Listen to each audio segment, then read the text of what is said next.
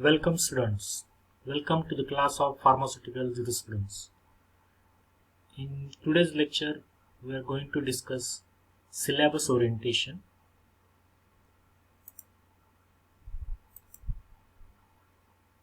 First, we will discuss learning objective of these subjects. Upon completion of the subject, student will be able to enumerate and explain evolution and various pharmaceutical legislations in India. Then, student will recognize and relate principles and significance of pharmaceutical ethics. Then student would able to memorize and summarize various acts like Pharmacy Act 1948, the Drugs and Cosmetic Act 1940. Then also they can memorize and discuss other acts like Drug Act and Drug and Magic Remedies Act. It is also called as Objectionable Advertisement Act 1954 and Narcotic Drugs and Psychotropic Substances Act 1985. Also in your syllabus, the student will able to memorize and describe Drug Price Control Order and Poisons Act 1990. Also, the student will able to memorize and describe Medicinal and Toilet Preparation Act, that is Excise Duties Act 1955, and one more act is there, Medical Termination of Pregnancy Act 1971. So these are learning objectives. After completion of the subjects, the student will able to understand these all idea about the acts in the pharmaceutical jurisprudence. So bit by bit we will discuss syllabus today. In first chapter we are going to discuss origin and nature of pharmaceutical legislations in India, in which we will discuss the evolution of the concept of pharmacy as an integral part of healthcare system, scope and objectives. How the pharmacy concept of pharmacy started evolving in India before independence, after independence, or currently also how the concept of pharmacy is evolving. We are going to discuss this in this chapter. We will discuss right from the starting of first chemist shop till today what is happening in pharmacy in India. We will discuss most of the acts when, at which year they came into existence in India and what they govern. In second chapter, principles and significance of professional ethics. Every profession needs to have a code of code of ethics. Code of ethics is nothing but moral principles.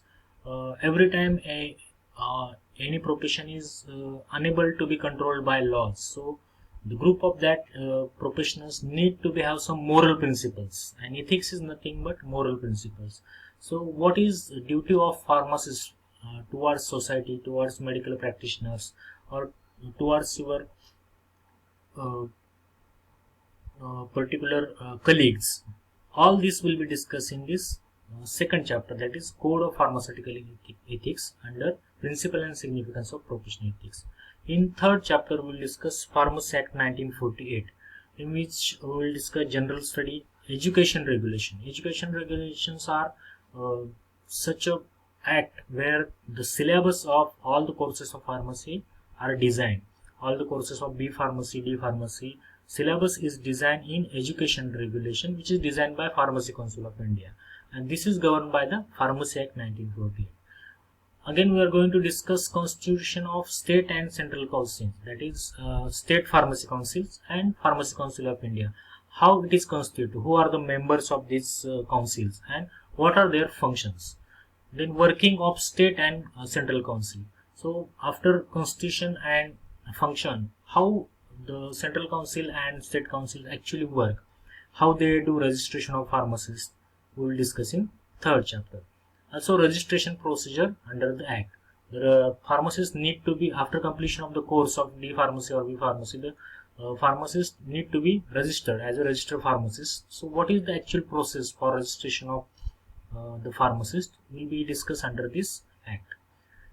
In next chapter, which is a major chapter of your syllabus, Drug and Cosmetic Act 1940, we are going to discuss the general study of Drug and Cosmetic Act, then general study of Drug and Cosmetic Rules. Actually the Drug and Cosmetic Act came into existence in 1940, but the Drug and Cosmetic Rules came into existence in 1945, and the schedules are given under this drug and cosmetic rules are very important. We are going to discuss that schedules in these rules. Then we are going to discuss definition and silent features are related to retail and wholesale distribution of drug. So whenever you, after completion of your pharmacy course, you are going to start any of your enterprise like retail shop or wholesale shop, you need what kind of requirements are there, how you can run a retail shop or wholesale shop of medicine, that we are going to discuss in this chapter under this bit. Then we are going to discuss powers of inspector.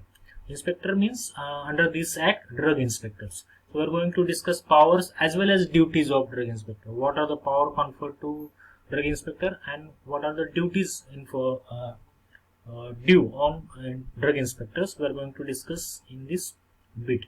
Then sampling procedure. Whenever the drug inspector visits any pharmaceutical premise, whether it is retail shop, wholesale shop, or it may be manufacturing industry of medicine, the drug inspector takes samples of medicines from there. So there is a procedure prescribed for sampling, and that procedure we are going to discuss in this bit. Then procedure and formalities in obtaining license under the rule. Under this drug and cosmetic rules, there are various procedures and formalities to get license. Suppose it is license of retail. In retail also scheduled drugs, schedule X drug, schedule C and C1 drugs. So there are various licenses which are offered and various licenses given for particular category of drugs. So we have to apply differently, and there are different procedures and formalities to be completed, which we are going to discuss in this bit.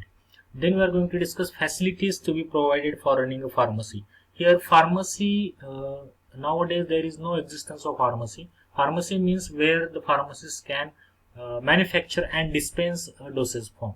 Earlier it was there.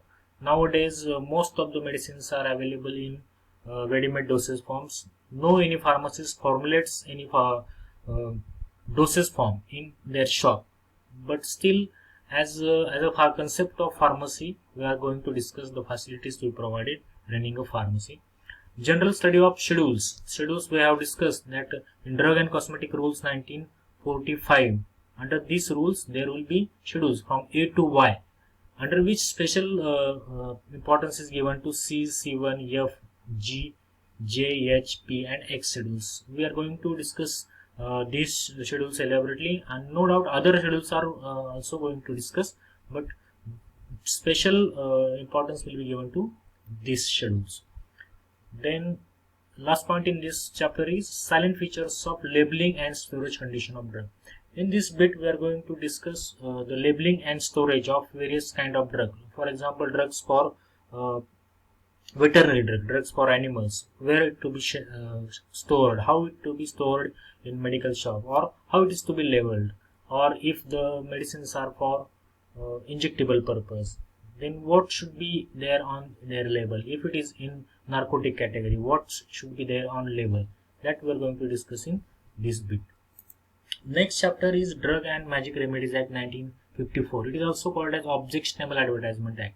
In this we will discuss general study of the act and its objectives, then advertisements, magic remedies and objections, and permitted advertisements. Diseases which cannot be claimed to be cured. General idea of this chapter is that when you sell drug, you can't make advertisement of most of the drugs, or there are restrictions on making advertisement of particular drugs. If anybody making any advertisement which is false one, then the action can be taken on it. This is all gist of this chapter. We are going to discuss that which are advertisement which are permitted, which are prohibited advertisement, and which are diseases which are non-curable diseases and whose cure we can't claim. That will be discussed in this chapter. Next chapter is Narcotic Drugs and Psychotropic Substances Act 1985, in which we will discuss briefly the objectives, offences and punishment. Under this chapter we will discuss the psychotropic and narcotics drugs, the particularly hallucinating drugs and drugs which induce sleep.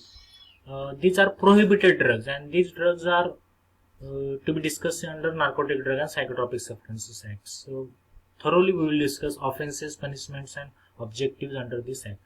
And last chapter, which includes some other acts, means 3-4 acts are there which are included in the last chapter, which are not actually directly pharmacy act but or pharmaceutical acts, but they are related to the pharmacy act, in which first is drug price control order, which control the prices of drug in market. What are the formulas which are applied for controlling the prices? Then second, Poisons Act 1919, how the sale of poisons is done under the Poisons Act. Then Medicinal and Toilet Preparation Act, these are the preparation in which contains alcohol. It is also called as Excise Duties Act. So whenever there is preparation which is having alcohol, it comes under Medicinal and Toilet Preparation or Excise Duties Act, and some other uh, precautions to be taken while distribution, sale or manufacturing of such kind of preparations. We are going to discuss that act, and lastly we are going to discuss Medical Termination of Pregnancy Act in which came in 1971, under which we will discuss conditions of pregnancy which are allowed for termination and which are uh, governed by the government departments where it is allowed, and what are the provisions and how the suggestion of physicians to be taken under these conditions. Thank you.